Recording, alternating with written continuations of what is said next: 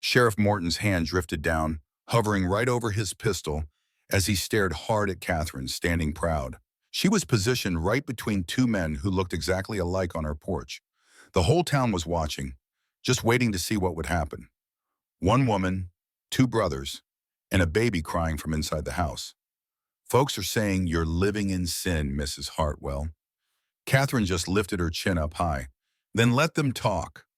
Now, before we get into the thick of it, drop a comment and tell us where in the world you're watching from, and be sure to click that subscribe button. The dust hadn't even had a chance to settle on Thomas Hartwell's fresh grave when Catherine first heard the sound of horses. Two riders were making their way through the late afternoon heat, their shadows looking big as mountains against the setting sun. She stood right there on the porch of the old ranch house, her black morning dress already faded out to a dusty gray from 3 long months of that prairie wind and the relentless sun. Her hands were gripping the weathered porch railings so tight, her knuckles turned bone white as the riders drew even closer. They were identical twins. Both of them were towering men with shoulders so broad they blocked out the fading light. Both of them wore dark hats, pulled down low, and both of them moved with that same easy confidence that a man gets from years in the saddle. The McKenna twins. She had heard the stories about them in town. Everybody had. They were nothing short of legends in these parts. The kind of men other men would only speak about in quiet whispers. Spoken of in low tones over whiskey, these were cattlemen. Men who could break a wild Mustang or another man's jaw and not think twice. They had a reputation for being fair, but mighty dangerous. They were the kind of fellas you wanted on your side when trouble came knocking. Catherine's heart was beating like a drum against her ribs as they pulled up their horses right at the bottom of her porch steps. The fellow on the left swung down from his saddle first, his boots hitting the dry earth with a solid thud. He was clean-shaven, with a square jaw and eyes the color of a big thunderhead rolling in. The other one followed him down, built just the same, but with a few days of dark stubble on his face. But those eyes, they were the very same, sharp and searching, like a hawk's. "Ma'am," the clean-shaven one said, taking off his hat. His voice was deep and rumbled like rocks in a dry creek bed. "I'm James McKenna, and this here is my brother John. We heard what happened to your husband. We're mighty sorry for your loss." Catherine had to force herself to take a breath, to stand up tall, despite the weariness that clung to her like a second skin. "Thank you. What business brings you to my land?" The two brothers shared a look, a silent message passing between them that she couldn't make heads or tails of. John, the one with the stubble, spoke up then. His voice was somehow tougher and yet kinder than his brother's. "We heard tell you might be having a tough time keeping this ranch afloat. Figured you could use a hand." She almost let out a laugh. Almost. The sound just died in her throat, and something bitter took its place. "I appreciate y'all's concern, but I am managing just fine."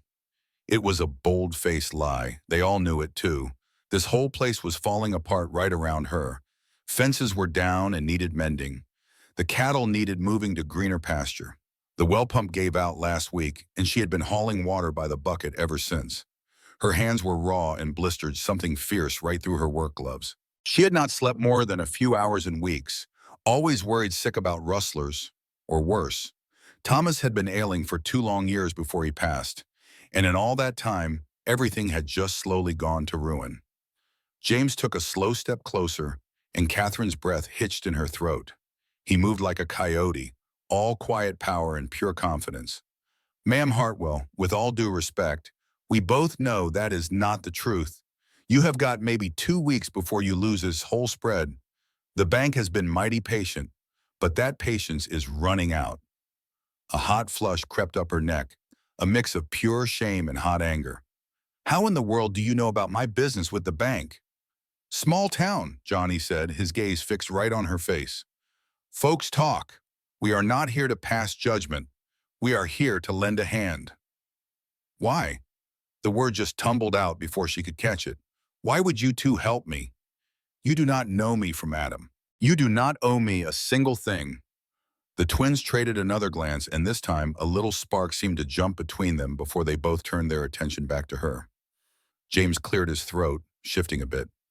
Let's just say we understand what it is like to lose it all, and we surely do not like watching good folks go through hard times when we can do a little something to help. Catherine's vision went blurry for just a second. The tears she had been fighting back for months were suddenly right there, about to spill. She blinked them back with everything she had. She could not afford to fall apart. Not now, not ever again. I cannot pay you. We are not asking for money from, John said. We will work for a roof over our heads and a warm meal until you are back on your feet. That is the whole deal. It was way too good to be true. Catherine's mind was spinning, going over every single way this could be a trick, every hidden reason. But when she finally looked into their eyes, all she found was pure honesty and something else too. Something that made her cheeks feel warm and her heart beat a little faster in a way it had not in a long, long time. Something that felt a little bit dangerous. All right, she heard her own voice say. You can stay. The bunkhouse is just around back. It is not much, but it has got beds and a stove, James smiled. And Lord have mercy, the effect was devastating. That will do just fine, ma'am. They led their horses on over to the barn, and Catherine just stood there frozen on her porch watching them go. What in the world had she just done?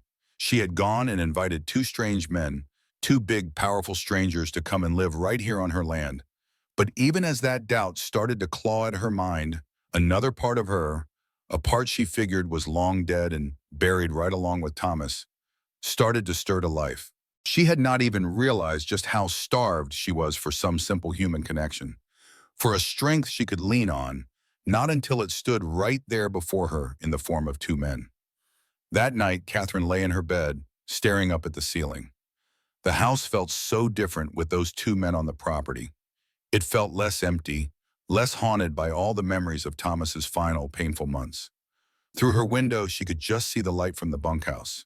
She could almost picture them in there, talking in low voices, maybe playing a game of cards or cleaning their rifles. The very thought made something clench deep inside her belly, a feeling she had almost forgotten, a deep down longing. She buried her face in her hands, her cheeks burning with shame. Thomas had only been gone for 3 short months. Just 3. It felt all wrong to be feeling this way so soon. But her heart did not care one bit about what was proper or how long a woman was supposed to grieve. Her soul only knew it had been starved for a simple touch, for real warmth, for that feeling of truly being wanted. Thomas had been unwell for such a long time before he passed. It had been 2 long years of watching him fade away, of sleeping down the hall in a different room so she would not bother his fitful sleep, of becoming more of a caretaker than a wife. And even before the sickness, things had been tense between them. This ranch had just eaten him alive, the stress chewing up whatever fire they might have once shared. She tried, but she just could not recall the last time he had looked at her with that real spark in his eye. The last time she had truly felt like a woman, instead of just another pair of hands to cook the meals and mend the fences. But those McKenna twins, they looked at her like they could see straight through the black dress and the sadness she wore right to the woman hiding underneath. It scared her half to death, and Lord help her, it gave her a thrill. When sleep finally found her, it brought dreams she would never dare speak of in the light of day. The next morning broke open, all hot and unforgiving, the kind of Texas heat that made the very air dance and turned the dirt to dust. The ground was hard as iron. Catherine was already awake, had been up since well before the sun, when she heard the steady sound of hammers. She stepped out onto her front porch with her coffee, still in her nightgown and robe, and she just froze right there. The twin boys were already shirtless in the early morning light, their backs gleaming with an honest sweat as they went to work on the broken fence line by the house. Every single muscle in their backs and shoulders moved with a clear purpose, with raw power. They were built exactly the same, both of them massive and solid as oak, the kind of strength that only comes from years of hard labor. Catherine's mouth went completely dry. She knew she ought to go back inside. She ought to get dressed, but she just stood there, rooted to the spot, watching them work with a kind of rhythm that told you they had spent years moving as one. They did not need to say a word. One would hold the post steady while the other drove the nails home. It was perfect teamwork. "Mornin', Ms. Hartwell," James called out, the moment he caught sight of her. He wiped the sweat from his brow with his forearm, his gray eyes finding hers clear across the yard. "Hope we didn't wake you, ma'am." "No," she managed to say, her voice a little hoarse. "I was already up and about. Y'all did not have to start this early." John stood up tall, his eyes traveling over her in a way that made her suddenly very aware of how thin her gown was and how the morning sun might be making it nearly see-through. "Wanted to get the worst of it done before the real Texas heat sets in. This fence has been down for a while. You have got cattle wandering all over creation." A heat that had nothing to do with the sun rushed to her face. "I know, I just have not had the time to fix it." "That is why we are here," James said. His voice was gentle, but somehow it still held a command. "You go on and have your coffee. We will take care of this." Catherine fled back inside, her heart hammering against her ribs. She pressed her back against the door, trying to breathe. What in the world was wrong with her? She was acting like a schoolgirl with her very first crush, not a 28-year-old widow. But Lord help her, she could not stop seeing them. The way their powerful bodies moved, the casual display of pure strength, and the way they had both looked at her. Not with the pity she got from everyone else in town, but with something much, much deeper. She forced herself to go through her morning routine. She dressed in her usual work dress, then pinned her honey blonde hair back in a severe bun. She needed to get control of herself. They were here to help with the ranch, nothing more. Whatever she was feeling was just loneliness and grief playing tricks on her mind. By midday, the twins had finished 3 sections of fence and were working on the well pump. Catherine brought them lunch, cold chicken, and biscuits left over from yesterday, along with a pitcher of water. They devoured the food with the single-minded focus of men who burn through energy like a forge burned through coal. "This is real good, ma'am," John said, his eyes meeting hers. "You're a fine cook." "It's nothing special," she said, but pleasure warmed her chest at the compliment. Thomas had rarely noticed what she made, eating in distracted silence. James wiped his mouth with the back of his hand.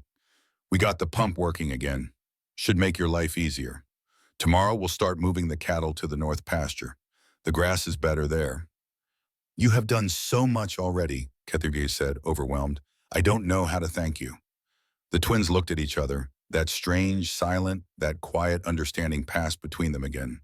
Then James got to his feet, stepping a little closer to her. He was so tall she had to crane her neck just to look him in the eye. Being this close, she could catch his scent. Worn leather and honest sweat, and something purely man that made her head swim a little. "No need for thanks," he said, his voice low. "It's reward enough just seeing you smile. A smile like that ought to be seen more often." Her breath hitched in her throat. She could feel the warmth coming right off of his body and see the steady pulse beating in his throat. If she just lifted her hand, she could touch him, feel that solid, dependable strength right there under her fingertips. The very thought sent a jolt clean down to the soles of her boots. John seemed to appear out of nowhere on her other side, and all of a sudden she was caught right between them, hemmed in by the sheer presence of them. "You've been carrying this whole burden by yourself," John murmured, his voice soft. "Let us help you. Let us handle things for a spell." But there was something in his voice, in the way he stood just a hair too close, that made his words feel like they meant a heck of a lot more than just ranch work. It made them sound like a promise of something else altogether. Catherine's good sense was screaming at her to take a step back, to keep a respectable distance, but her body seemed to have a mind of its own. She swayed just a bit, drawn toward them like a piece of steel to a magnet. "I ought to get back to my work," she whispered, but her feet felt planted on the ground. She just could not move. James lifted his hands real slow, giving her every chance to pull away. When she did not move an inch, he gently brushed a strand of hair that had escaped her bun back away from her face. His fingers were rough with calluses from hard work, but his touch was impossibly gentle. That simple touch sent a warm shiver all through her. "You work entirely too hard," he said, his voice dropping to a low, comforting rumble. "When was the last time somebody really took care of you?" The question landed on her like a physical weight. When had anyone truly taken care of her? Not in the 2 long years of Thomas's illness. And not in all the years before that, when this ranch had taken up every single waking moment of her life. Maybe it was never. Maybe she had always been the one doing it all, the caring, the fixing, the endless, thankless giving. Tears started to burn behind her eyes, but she refused to let a single one fall. "I managed just fine," she said, but her voice broke right on the last word. James made a quiet sound deep in his throat, a mix of pure sympathy and a little bit of plain old frustration. "You should not have to just manage.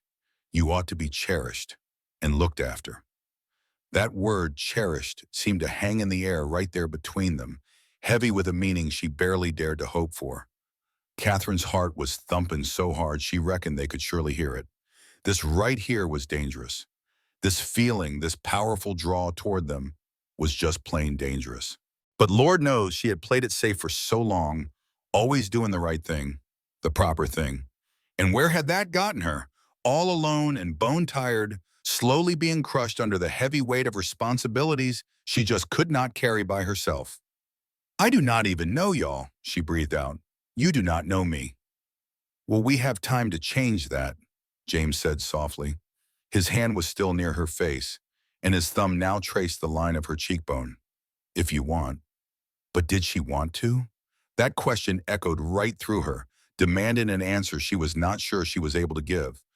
Part of her wanted to turn and run, to hide behind what was proper in her mourning, and all the rules that were supposed to guide a widow's life. But another part, a part that had been quiet for far too long, came roaring back to life. "Yes," it said, "yes, I want to." The spell was broken as a horse and rider appeared on the horizon, and they were approaching fast. The twins stepped back as smooth as you please, returning to their work as if not a single thing had happened. But Catherine's skin still tingled right where James had touched her, and she could still feel the warmth of their bodies standing so close to hers. The rider was none other than Sheriff Morton, his weathered face looking mighty grim. "Ms. Hartwell," he said, giving his hat a proper tip. "McKenna's." His gaze lingered on the twins for a moment with something that sure looked a lot like suspicion. "Just wanted to ride out and check that everything was all right out here. Heard tell you got yourselves some new help." "Everything is just fine, Sheriff," Catherine said, trying her best to keep her voice nice and steady. "The McKenna brothers have been a mighty big help around the ranch." But Morton's jaw just tightened right up. "Is that a fact? Well, you best be careful, ma'am. Them boys, they got a certain reputation. They're good workers, I'll give you that, but they're also a heap of trouble when they want to be. A lot of men around here won't take kindly to them being out here all alone with you." Well, that just lit a fire in Catherine's chest. "I am a grown woman, Sheriff. I reckon I can make my own decisions about who I choose to hire." "Not questioning that, ma'am. Just looking out for your good name at all. People talk." "Then let them talk," she shot back, surprised by her own sudden fire. "I have got a ranch to save. I surely do not have time to worry about idle gossip." The sheriff's eyes narrowed up some, but he just gave a slow nod. "All right then, if you need anything, you just send word." And with that, he rode off, leaving a heavy silence hanging in the air. John spit right into the dust. "You know, the man has a point about one thing. Folks around here will surely talk." "I do not care," Catherine said, and was surprised to realize she truly meant it. "Let them talk. They have been whispering ever since Thomas passed on, anyway. They are just waiting to see when I will fail, when I will have to sell this place, when I will pack up and leave. I am tired of trying to live for their approval." James smiled, and there was something fierce and proud in his expression. "Good. You are stronger than you give yourself credit for." The rest of the day was a whirlwind of hard work. The twins moved from one task to the next with a skill that was mighty impressive, fixing things around the ranch Catherine had not even noticed were broken. That evening, she cooked supper, her mind drifting somewhere else, replaying that moment with the boys out by the well, the way they had stood there with her. Remembering the promise in their words that night, she invited them to eat inside the main house, instead of taking their plates out to the bunkhouse. They sat right there at her own kitchen table, filling the big room with their presence and making the quiet old house feel alive again. "Ma'am, this is the best meal I have had in months," John said, his eyes warm with honest appreciation. "You truly have a gift." Catherine felt a warmth spread across her cheeks. Oh, it is just a simple stew. No, ma'am, it is more than that, James said, his voice low. It's a home-cooked meal shared with folks who actually care. Now that's a rare thing. The word care just hung right there between them, heavy with meaning. Catherine took a slow sip of water, trying to cool the warmth building up inside here. Tell me about yourselves, she said, desperate to change the conversation. Where are you all from? The twins exchanged their usual knowing look. John spoke up first. We grew up on a ranch up in Montana. Our pa raised cattle and he taught us everything we know. He passed on about 5 years back, James continued. The ranch went to our older brother, and he did not want our help, wanted to prove he could do it all by himself. We have been drifting ever since, taking work wherever we can find it. Is that why you decided to stop here? Catherine asked. Or was there another reason? She was not sure what made her feel bold enough to ask that, but the words came out anyway. James leaned back in his chair, and his eyes held hers steady. We heard about you in town, heard about a young widow trying to keep her ranch running against some impossible odds. Heard she was beautiful and stubborn, and far too proud to ask for any help. A warm blush flooded Catherine's face. They said I was beautiful? They did not have to, John said softly. We could saw that for ourselves the very second we rode on up. Well, the air in that room got so thick you could feel it, like static before a storm.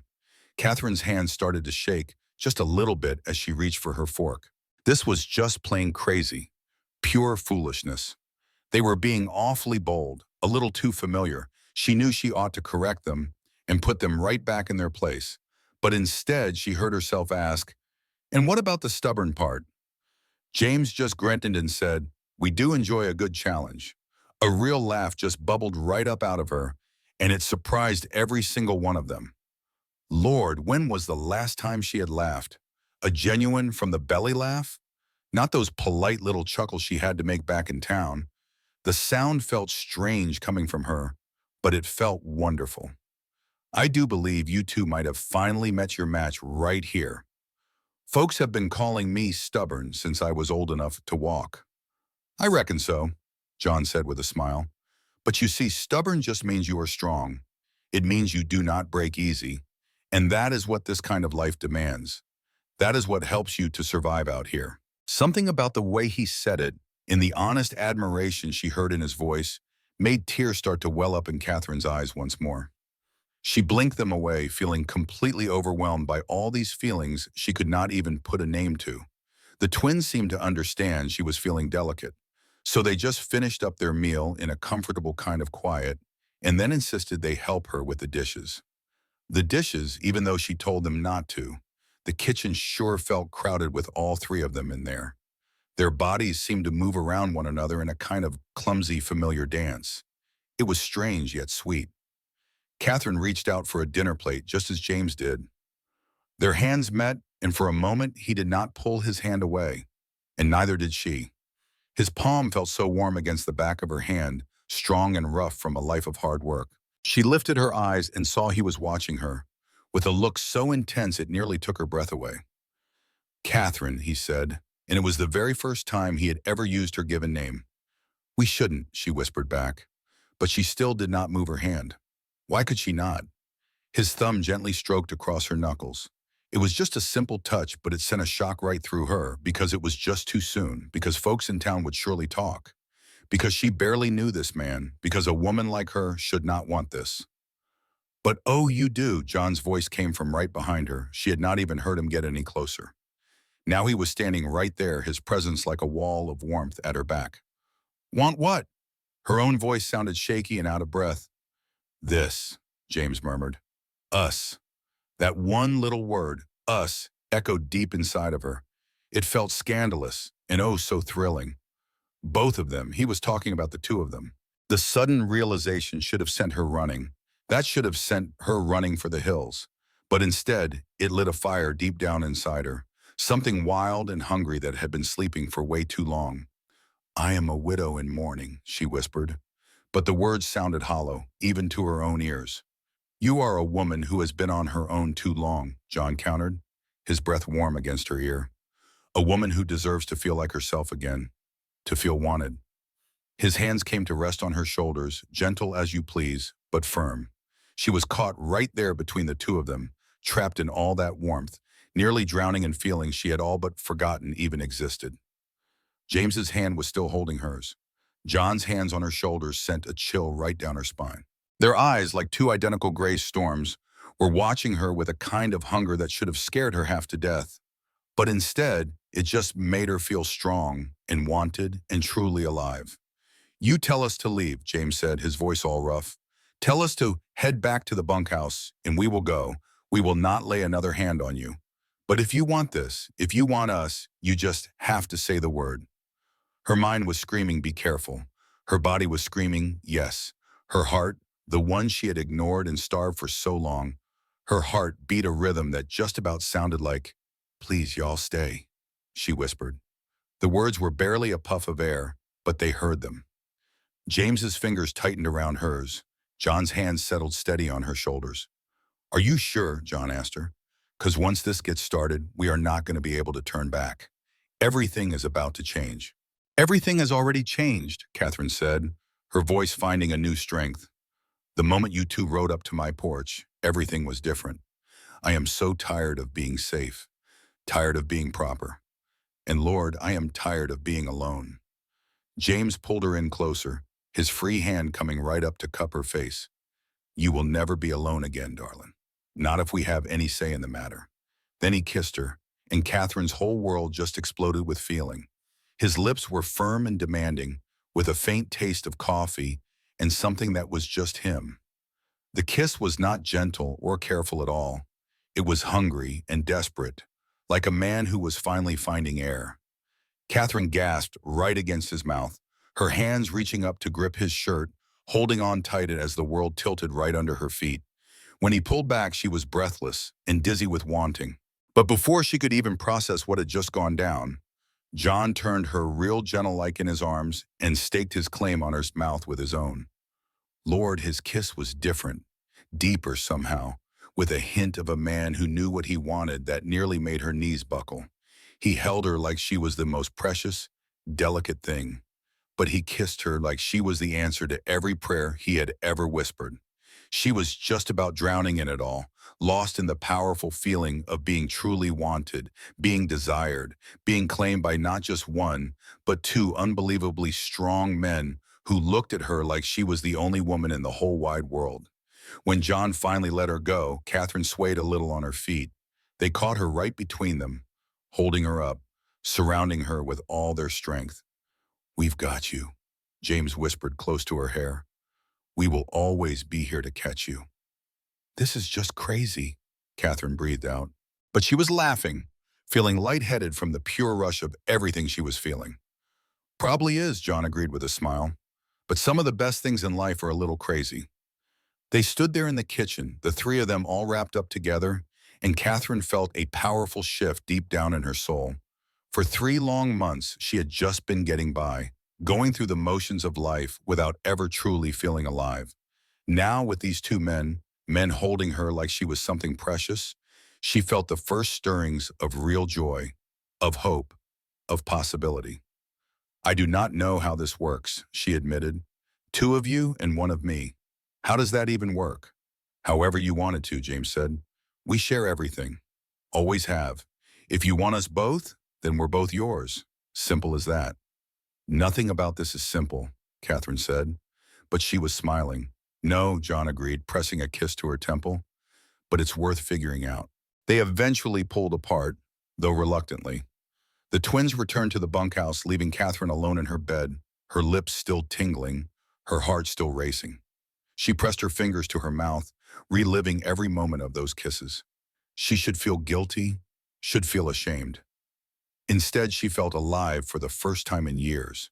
Sleep came eventually, but her dreams were filled with gray eyes and strong hands, and promises whispered in the dark. When she woke, the sun was streaming through her window, and she could already hear the twins working outside. For a moment, doubt crept in. What had she done? She had invited two men, brothers at that, into her life in a way that would surely set the whole town to talking. If word got out, her good name would be mud. The sheriff's warning kept ringing in her ears. "Folks are going to talk," he'd said.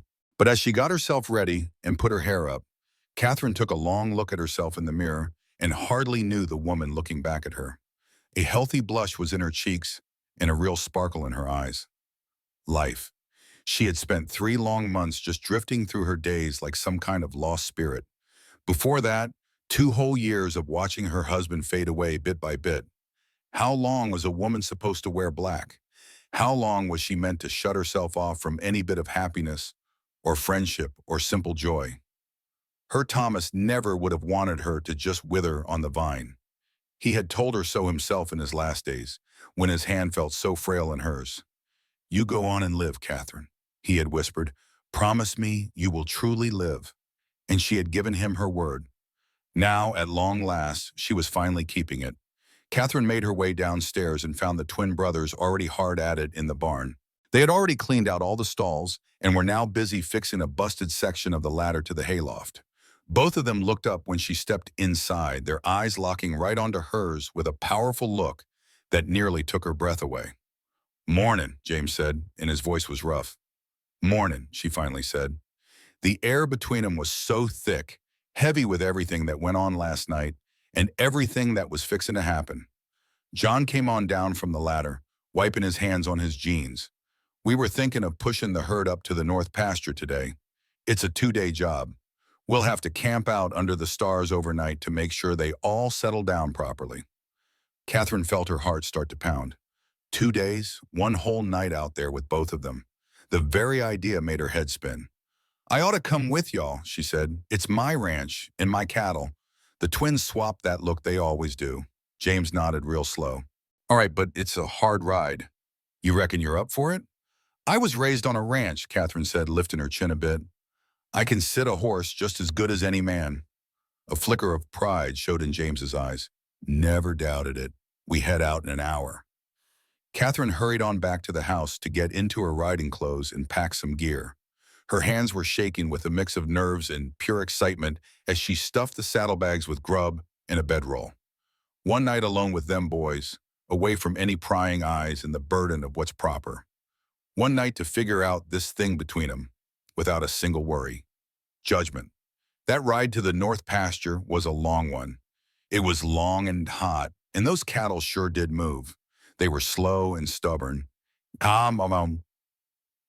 Stubborn, and you had to constantly pay attention to keep them headed in the right direction.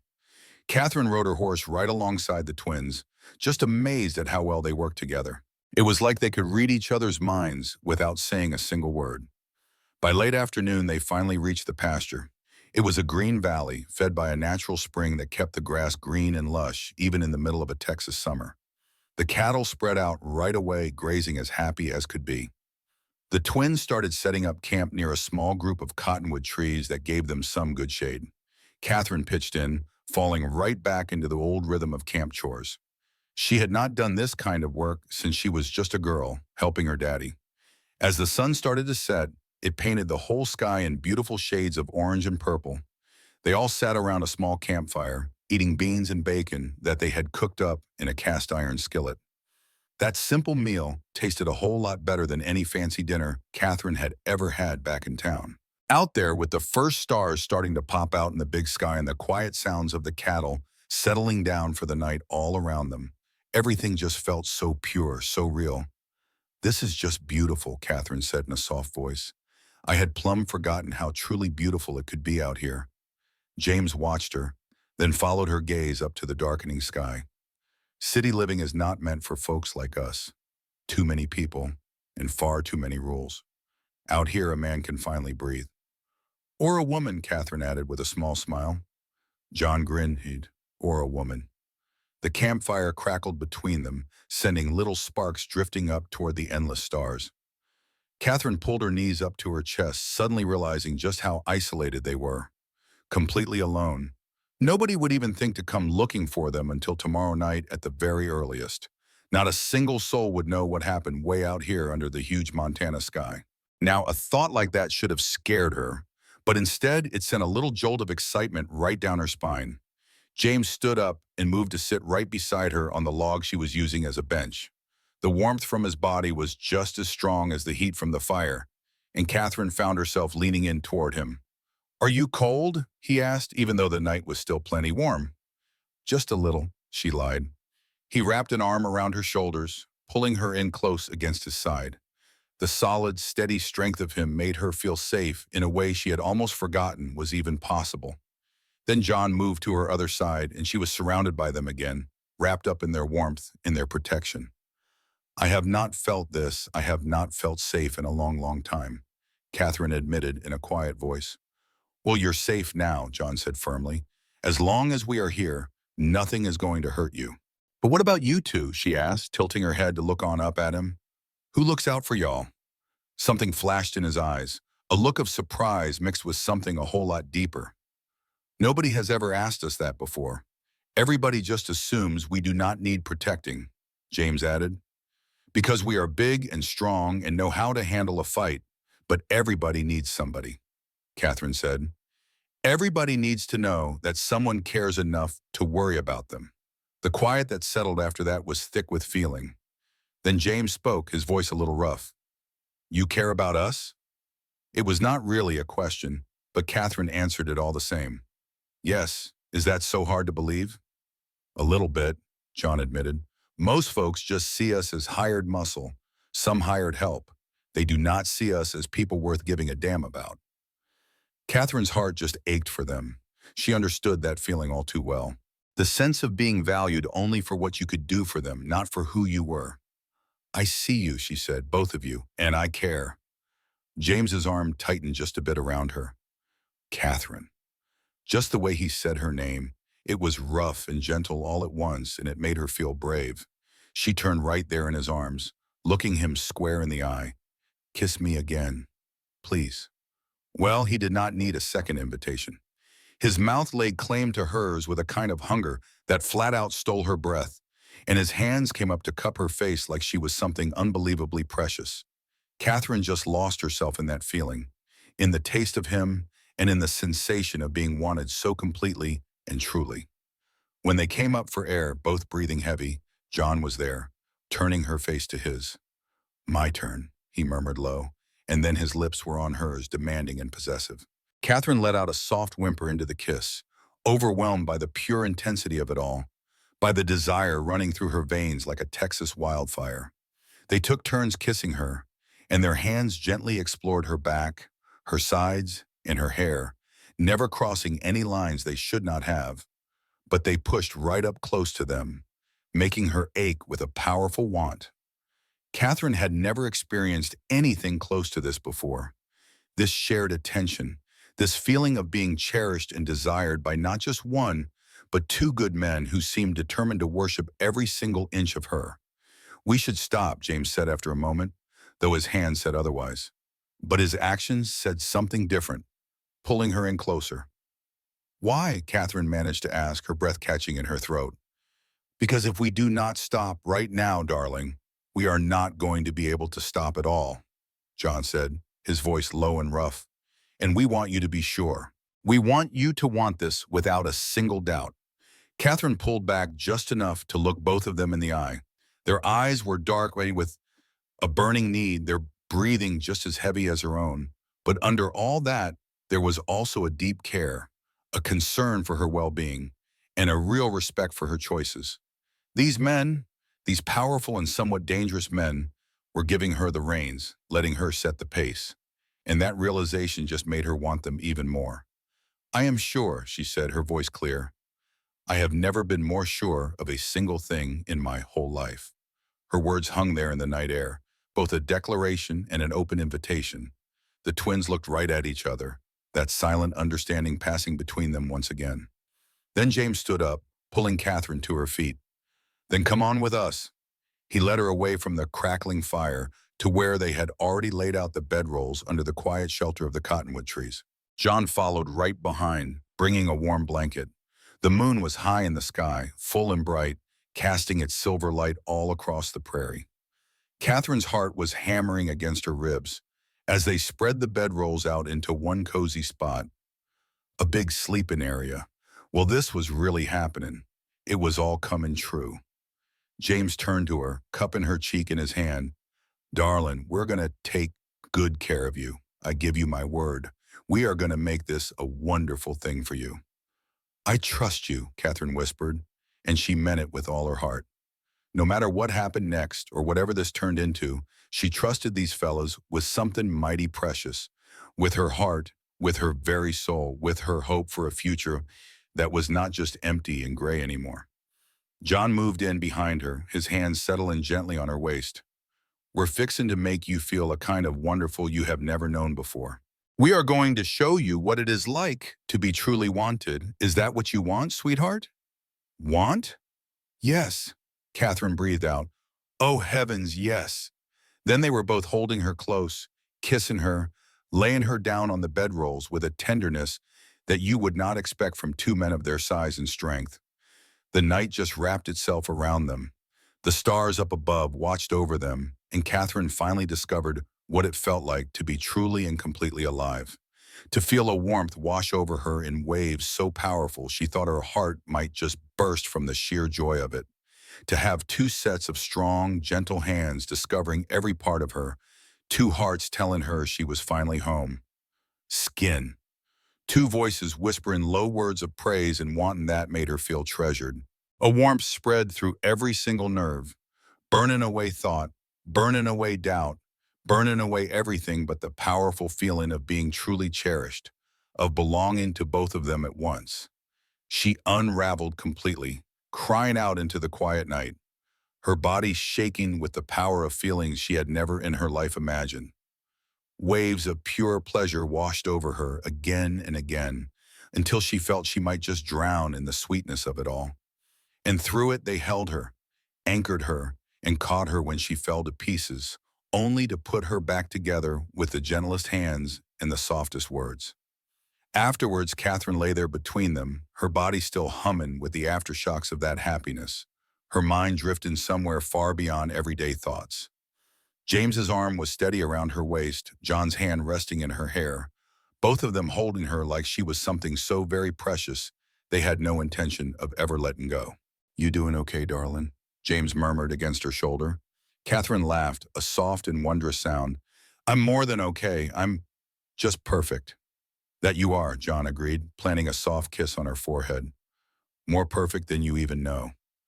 They fell asleep just like that, all wrapped up in each other under the big Texas sky, three souls finding some peace and real connection.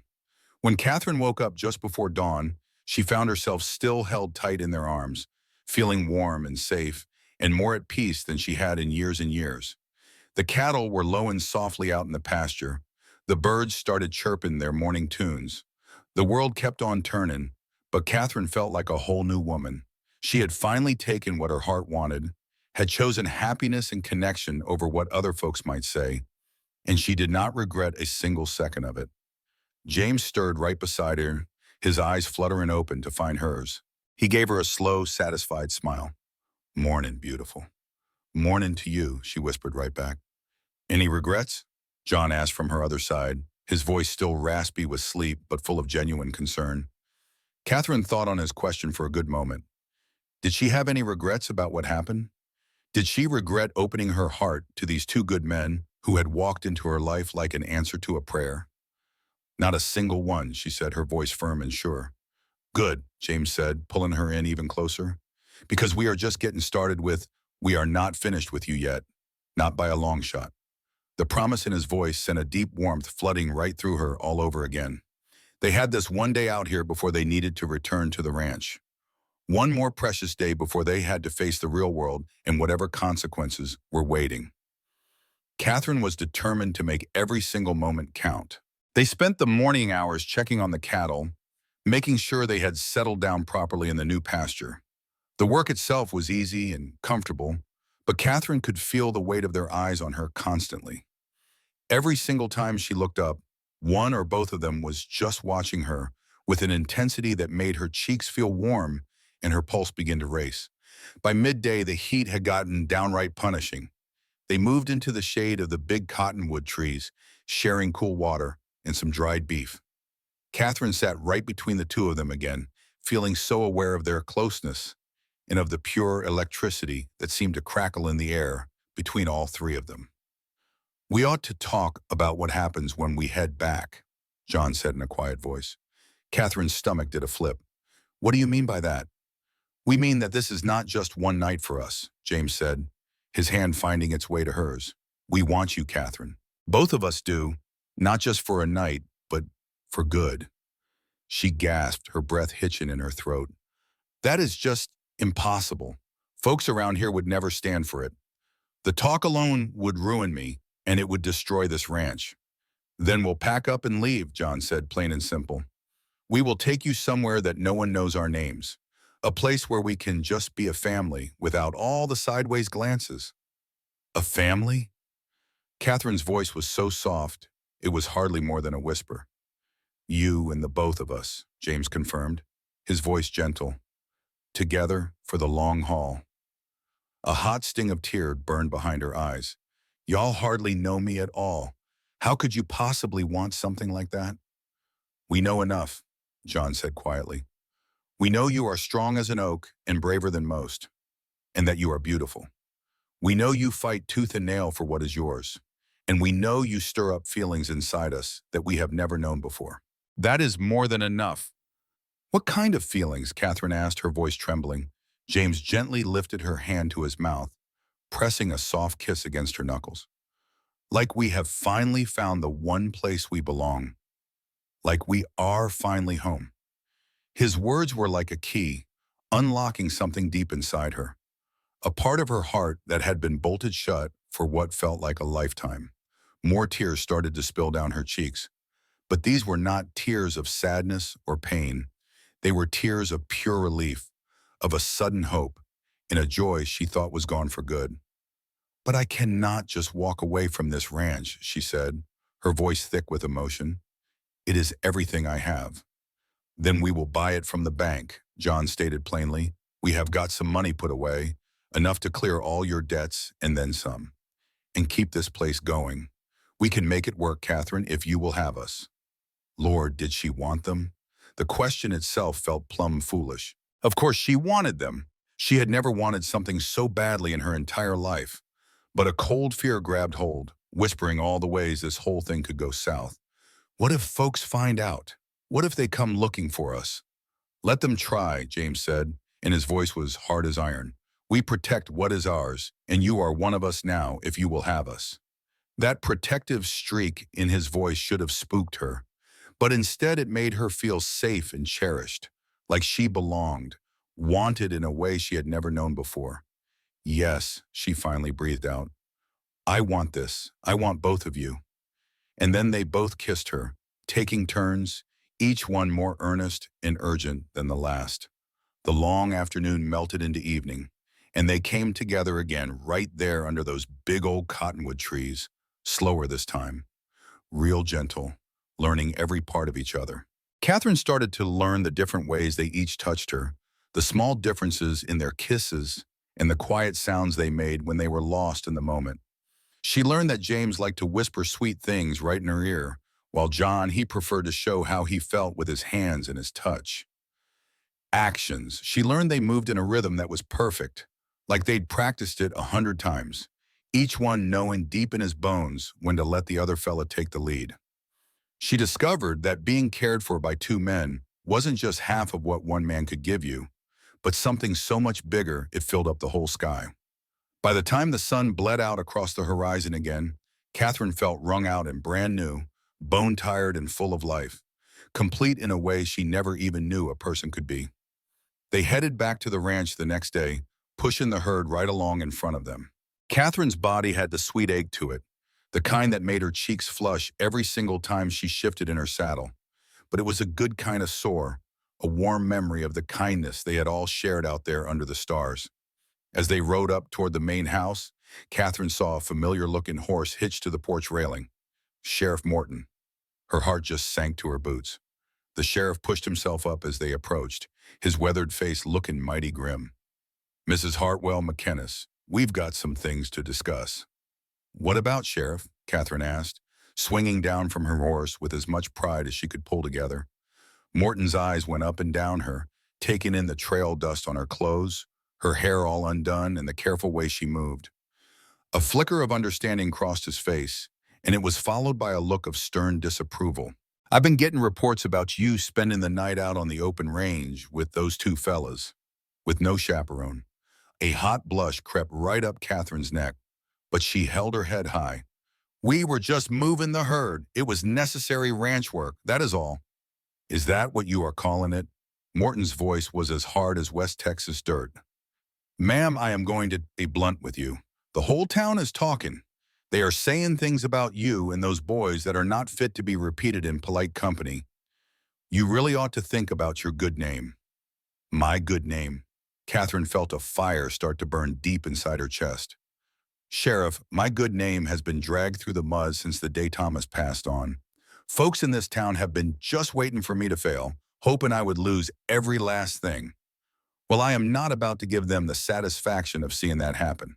The McKennas helped me save this ranch, and I do not give a hoot what the gossips have to say about it. Well, you should care, Morton said flatly, because the bank certainly cares. They do not want their name associated with any kind of scandal.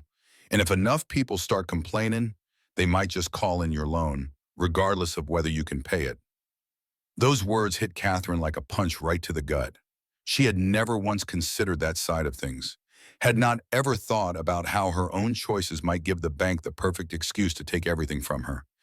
Either way, James stepped right up beside her, his presence a solid and comforting wall. The bank will not have one thing to complain about. We are paying off Mrs. Hartwell's debt, every last dime today. Morton's eyebrows shot up. So, you boys have that kind of money? We do, John confirmed, moving to stand on Catherine's other side. And we are investing in this ranch as full partners. It is all legal and above board. Do you have any objections? The sheriff's jaw clenched up. And what exactly is the nature of this here partnership? Business, James said plainly. Ranch management and operations. Anything more than that is our business, and ours alone.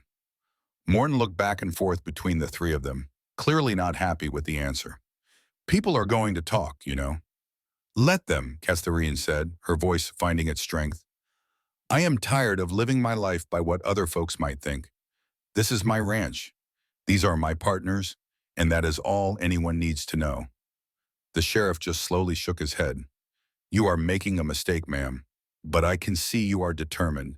Just know this, that I tried to give you a fair warning. He swung up onto his horse and rode off, leaving a heavy silence behind him. In his wake, Catherine's shoulders slumped just a bit, the pure exhaustion and worry finally catching up to her. James was right there to steady her, his arms slipping around her waist. Easy now? We've got you. He's right, you know, Catherine said, her voice full of misery. This is going to ruin everything. No, it is not, John said, his voice firm as an oak.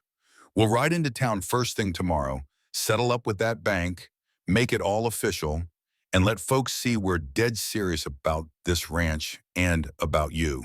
And if that ain't enough, then we'll handle whatever comes next, James added, together. That is what family does. Family. That one word warmed a place deep down inside of Catherine. Lord knows she had been on her own for so long, fighting every single battle all by herself. But now she had folks who would stand right there with her, fight for her, and keep her safe. The very next morning, they all rode into town together. Catherine put on her best dress, a deep blue one that made the color of her eyes just pop. The twins had on clean shirts and looked every bit the respectable ranchers they aimed to be. But the second their horses set foot on Main Street, Catherine felt the heavy weight of all those stares. Women started whispering behind their hands. Men just scowled at them from the doorways. The disapproval in the air was so thick, you could practically taste it.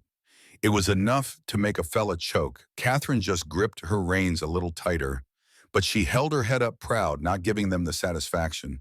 Let them stare all they wanted. Let them pass judgment. She was finally done trying to please this town. Over at the bank, Mr. Henderson, the manager, met them. He greeted them with a look that was hardly friendly. He was clearly doubtful. Ms. Hartwell, he said. Gentlemen, what can I do for y'all today? We're here to settle my loan, Catherine announced. Her voice was steady. In full. Well, Henderson's eyebrows shot right up. Now that's a mighty large sum. You're telling me you have the money? Before she could answer, John stepped right up, placing a heavy leather pouch on the desk. It landed with a solid thud, and that clink of gold coins. Well, there was no mistaking that sound. Go on and count it, John said. It's all there, plus every bit of interest. Mr. Henderson's hands were shaking just a little as he reached for the pouch. He untied it and started counting out the gold. Catherine watched his face go through quite a transformation. He went from plain old doubt to pure shock and then to a grudging respect. When he finally finished, he had to clear his throat. Well now, he said, this is certainly more than enough. I'll get the paperwork drawn up right away. We'll be releasing the lien on your property, of course. Ms. Hartwell, congratulations to you.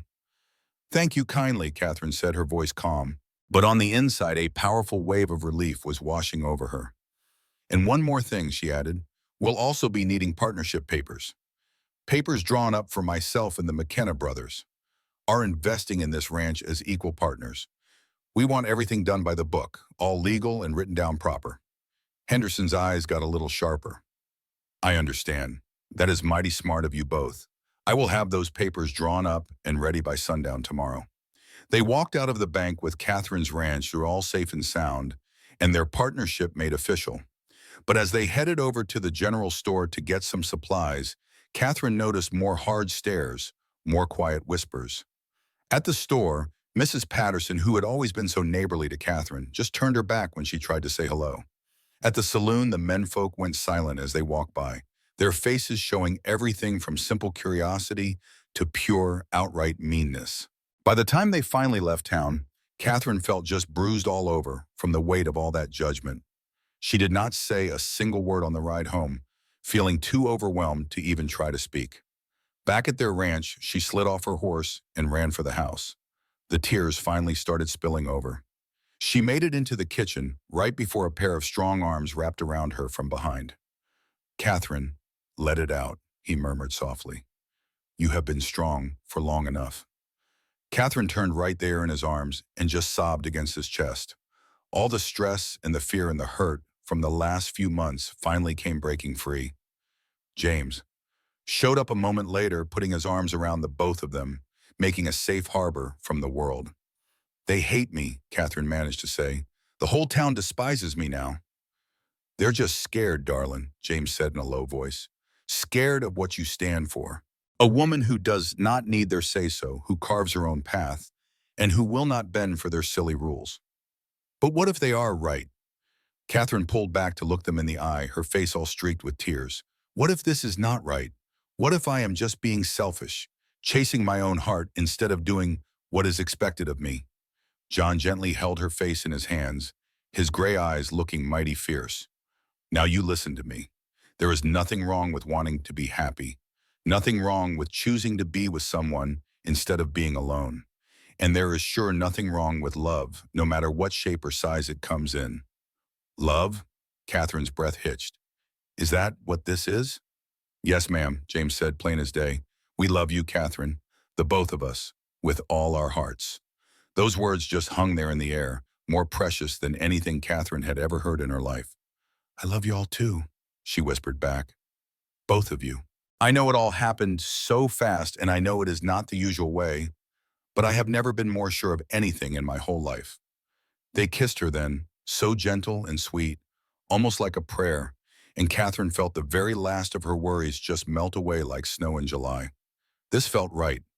This was as real as the Texas soil. This was something truly worth fighting for. In the weeks that followed, they all settled into a comfortable rhythm. The twins worked that ranch with a dedication you just had to see, mending years of old fences, putting up new barns, and growing the herd bigger and stronger. Meanwhile, Catherine took charge of the house and the ledgers, her sharp mind for numbers being the perfect partner to all their hard work out in the sun. When the sun went down, they would all come together in the big house, sharing supper and stories and a whole lot of laughter, and before long, they were sharing Catherine's bed. She had brought them in from the bunkhouse after that very first week, seeing no reason for the foolishness of pretending they were separate. The talk in town kept on buzzing, but Catherine soon found she could not care less with every passing day. A few good folks in town stayed kind. The blacksmith still shod their horses without a word of judgment. The old doctor still tipped his hat when he saw them on the street, but most of the town had turned their backs on them, and Catherine just learned to hold her head up high. Then, 2 months after the twins had first ridden in, Catherine realized her monthly visitor was late. Come. At first, she just tried to push it out of her mind, telling herself it was probably just the stress of it all.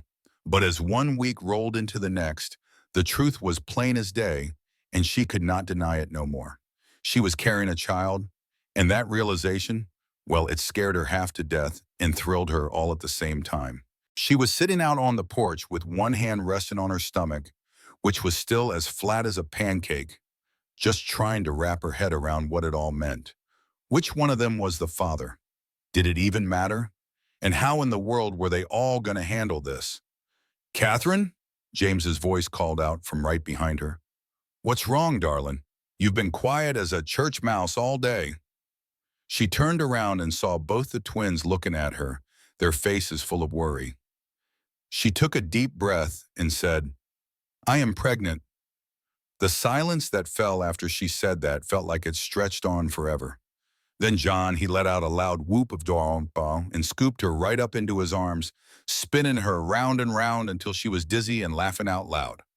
Are you sure about this? James asked, his voice all thick with emotion. I am pretty darn sure, Catherine told him. I have not had my monthly in 2 whole months. A baby, John said, his voice just filled with wonder. He gently set Catherine back on her feet, but kept his hands right there on her waist. We are going to have a baby. Y'all are not upset, Catherine had to ask, about not knowing for sure which one of you is the father? The twins just shared one of their usual looks, and James, he just shook his head. That doesn't matter one bit. We're both this baby's daddy. That's just how this is going to work. We share everything, remember? A wave of relief washed right through Catherine. She had been so worried sick that they'd be angry or that this would cause a world of trouble between them. Never, Dinanta, John said, his voice firm. This child is going to be loved and wanted by all 3 of us. That is all that matters. James pulled her in close, his hand resting protectively right over her belly. We need to make this official, darling. We need to marry you proper. But I can't marry both of y'all, Catherine pointed out with a small smile. That's against the law. You'll marry one of us on paper, John said, just for the law, but in our hearts, you're married to the both of us, and that's the truth that really matters. They decided then that Catherine would marry James on the certificate simply because his name came first in the alphabet. The ceremony was a small affair, held right there at the ranch with only the justice of the peace and 2 of the ranch hands as their witnesses. Catherine wore a simple cream dress, and she carried a bunch of wildflowers. Both men stood up there beside her, and though the law would only recognize the one marriage that day, Catherine spoke her vows to both of them. The justice of peace looked mighty uncomfortable, but he kept his mouth shut. He figured he needed the money more than he needed to go passing judgment. That night, they celebrated with a big supper that Catherine had spent the whole day fixing up, and some wine James had brought back from town. They raised a glass to new beginnings and to family and to a future that looked brighter than any of them had ever dared to hope for. As Catherine lay in bed that night, one twin was on each side of her and their hands were both resting gently on her growing belly. She thought about just how far she had come. Only 4 months ago, she had been drowning in sadness and loneliness, slowly losing every little thing. But now she had more than she had ever thought was possible. 2 good men who loved her completely, a ranch that was finally thriving, and a child on the way. Sure, the folks in town still judged them. Yes, there were whispers and sideways glances. But inside the fences of their own ranch, they had created something rare and truly precious. A family built on love and trust, and a kind of partnership that refused to conform to what anyone else expected it to be. What is on your mind? James murmured softly. Just how happy I am, Catherine said with all honesty, and how grateful. We are the grateful ones, John said. You gave us a home, a real purpose, a reason to plant my roots right here. You gave me a life that's truly worth living. Catherine said back to him, her voice soft. No, honey, you saved me. Well, I reckon we saved each other then, James replied. That's just what love does, darling. Catherine drifted off to sleep that night, with his words echoing in her heart, feeling safe and sound, and knowing that whatever trials and tribulations came their way, They were going to face them together. And so the pregnancy went on, as smooth as could be. Catherine was just blooming with health, her body changing to make room for the new life growing inside her. Now those twins were so attentive, they were nearly smothering her, always fussing over her. They insisted she rest up and refused to let her do a lick of heavy work. "I'm pregnant, not helpless, you know," she told him one afternoon when John tried to just sweep her up and carry her up the porch steps. "Now just let me take care of you," he said gently. "You've been taking care of everybody else for the longest time. Let us return the favor." Well, how could she argue with a thing like that? So she let him pamper her. She let them bring her sweet tea and prop up her feet and rub her aching back. She just let herself be cherished. And she soon discovered it wasn't a weakness, but a real strength to accept a helping hand when it was offered up with such love. The baby, it all happened on a cold February night, right in the middle of a howling blizzard that had them all snowed in tight. The midwife, bless her heart, could not make it through. The snow was piled too high, leaving Catherine to face her labor with only the twins there to help her. She was scared half to death at first, but those boys, they were calm and steady as a rock, talking her through it all. They coached her through every single pain, holding her up when it felt like more than she could bear. After a long 12 hours, Catherine finally brought a sweet baby girl into the world. The twins, they cut the cord. Their hands were shaking, not from fear, but from pure emotion. Then they wrapped their little daughter up in the softest blankets and laid her right in Catherine's arms. She was just perfect, so tiny and red-faced and letting out a healthy scream, but just perfect. "Well, look at that. She's got your eyes," James said. His voice was just filled with pure wonder. "And your stubborn streak," John added with a soft laugh, as the baby just would not stop fussing until Catherine offered to feed her. They decided to name her Hope, because that is exactly what she was to them. She represented hope for their future. Hope for a family that did not fit the usual mold, but was every bit as real and full of love. Hope that love, no matter what shape it comes in, is always worth fighting for. And as Catherine just watched, her two men making a fuss over their daughter, taking turns holding her with such a surprising gentleness, she smiled, thinking how tender they were for men with such large hands. Felt her heart just swell up with so much love. It felt like it was about to burst right out of her chest. This right here was her family. A little unconventional, scandalous even, but absolutely perfect. The town might never truly accept them. The church might surely condemn them. Society would likely judge them. But here in this ranch house, all surrounded by the people she loved and who loved her right back, Catherine had found something a whole lot more precious than anybody's approval. She had found her home. She had found where she belonged. She had found true happiness, and she would fight like a cornered wildcat to protect it for the rest of her life. Now, the years that followed brought their own share of troubles, of course. There were some hard winters and some bone-dry summers. There were times when money was tighter than a banjo string and the work was just plain brutal. There were folks in town who never did forgive them for the choices they made. But Lord, there was also so much laughter.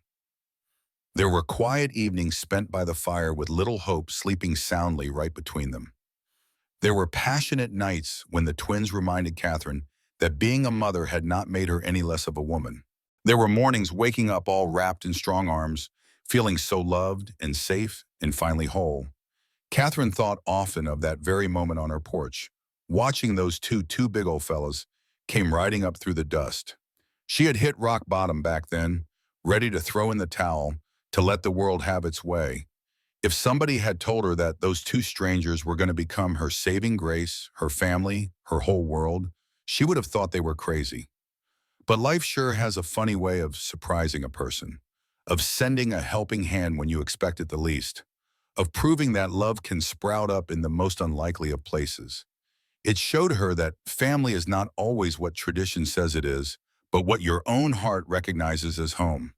You see, Catherine had been starved for a real connection, a kind touch for just feeling alive again. The McKenna twins, They filled that empty space in her soul and then some, giving her not just a way to get by, but real joy, not just a partnership, but a burning passion, not just help, but a love so fierce and complete, it still stole her a breath all these years later. She had been a lonely widow, just hoping for someone to truly see her, to want her, to make her feel like a whole person again.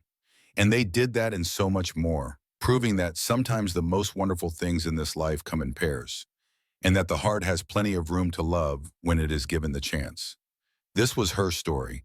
This was her child, and she would not trade it for all the so-called respectability in the world.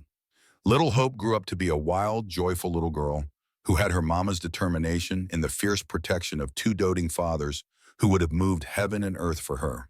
By the time she turned 3 years old, she was already riding her very own pony, fearless and laughing, with James or John always right there behind her to catch her if she tumbled. Catherine watched her daughter grow and marveled at the good life they had built. The ranch had grown bigger than they ever imagined. With three grown-ups working the land and the twins' natural way with cattle and horses, they had become one of the most successful ranches in the whole territory. The barn they had patched up now held twice as many horses. The north pasture supported a herd that had grown 3 times its size. They had built a brand new bunkhouse for the hired hands they now had on the payroll. Good men who did not care one bit about gossip, as long as the pay was fair and the labor was honest. Some folks in town still kept their distance, but plenty of others had slowly come around. Mrs. Chen over at the general store always slipped Hope a peppermint stick when they came in for supplies, and Doc Harrison, who had delivered Hope, made sure to check in on Catherine regularly. All through the pregnancy, not a single soul was passing judgment. Why, even Sheriff Morton, though you could tell he still looked at them with a bit of disapproval, had finally stopped actively stirring up trouble. One warm spring afternoon when little Hope was 4, Catherine sat right there on the porch, watching her daughter play with the barn cats. James, he was teaching her how to be real gentle with the new kittens, his big old hands showing such softness, you'd never guess their size. John, he was working with a young stallion out in the corral, his voice all low and soothing as he broke that animal to the saddle. Catherine's hand rested right on her belly, which was starting to swell with their second child. This pregnancy had been a whole lot easier somehow. Maybe it was because she knew what to expect. Or maybe it was because she was not fighting through being bone-tired and grieving this time. The twins, bless them, had been even more protective, if that was even possible. Just constantly hovering. Constantly making sure she was doing all right and comfortable. "Mama, looky here," Hope called out, holding up a little squirming orange kitten. "I think this one likes me." "Well, that's just wonderful, sweetheart," Catherine called right back, smiling at her little girl's pure joy. This right here was the life Thomas had wanted for her when he whispered those last few words. Live, he had told her, really live. And she had not understood back then how to do that, how to let herself want anything more than just surviving. But the twins they had taught her, they had shown her that real living meant taking some risks, meant reaching out for happiness, even when the whole world told you it was wrong. It meant building something truly beautiful from all the broken pieces. The afternoon sun cast a warm golden light right across the ranch, lighting up every single thing Catherine and her men had built together.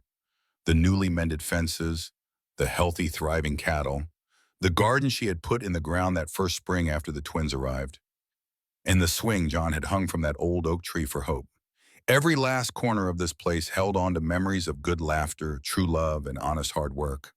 She could hear the twins' voices drifting across the yard, both of them calling to Hope, both of them laughing at something their little girl had just said.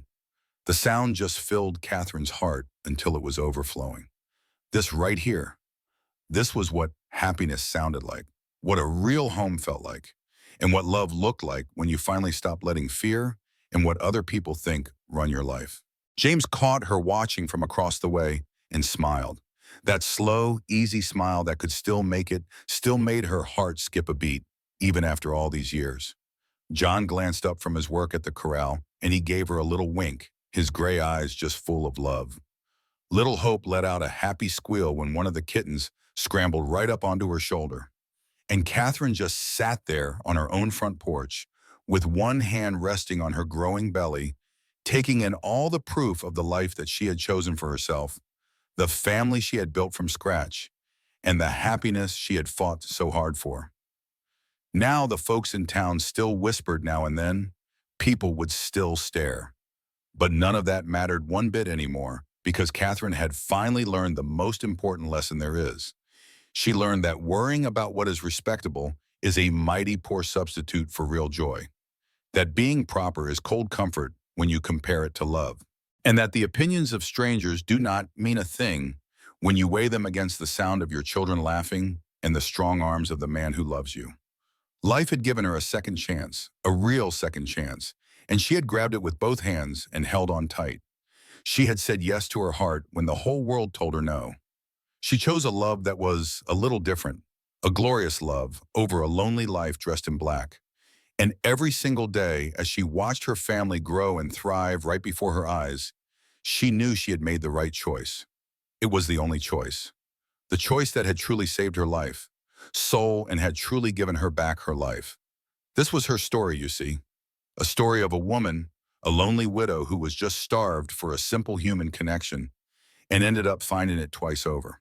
A story of two good men who walked right into her life like an answered prayer and then stayed like they were permanent blessings as sent from heaven. This was a story about choosing your own happiness over what other folks might think, love over fear, and a full life over just plain existence. And you better believe this story was a long way from being over. There were going to be more children, more challenges, and a whole lot more years of building this beautiful, maybe a little bit scandalous, but absolutely perfect life together.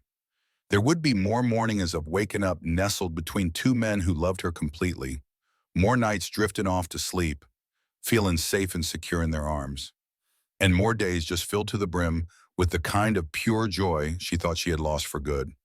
Catherine just smiled, closed her eyes, and turned her face up toward the warm sun. She thought, let it shine down on her one-of-a-kind family. Let it light up every single choice she had ever made, because she was done with hiding, done saying sorry, and done living small. She was Catherine McKenna now, right down in her heart, even if the law books hadn't quite caught up. A mother to hope, and to the new little baby growing inside her. A partner to two wonderful men who had given her absolutely everything, and she had never ever been happier in her entire life. Wind whispered, a warm breeze picked up, carrying the sweet smell of the prairie grasses and wildflowers, the kind of smell that just means you are home. Little Hope's laughter just echoed across the yard, sweeter than any song. The twins started walking up toward the porch, right toward Catherine, right toward the very heart of the family they had all built together from the ground up. And as they walked up those wooden steps to stand with her, as James's hand rested gently on her shoulder and John's fingers found their way between hers, as Hope came running up, wanting to be scooped into somebody's arms, Catherine felt a deep sense of peace, just so whole, and loved more than words could say. This right here, this was what it meant to truly live, to pick happiness over what other folks might say, to build a love out of pure courage, and to make a family because you choose to, not because you feel like you have to. The sun started to dip low toward the horizon, painting that big Texas sky in colors of gold and warm amber. Another day was closing, and another night was just getting started. Another page turning in a story that had begun with such desperation, but had bloomed into something truly beautiful. Catherine looked over at her men, and at her sweet daughter, and at the ranch stretching out before them all, and she just smiled. Yep, she thought to herself, this right here is everything. It is more than enough. This is our home.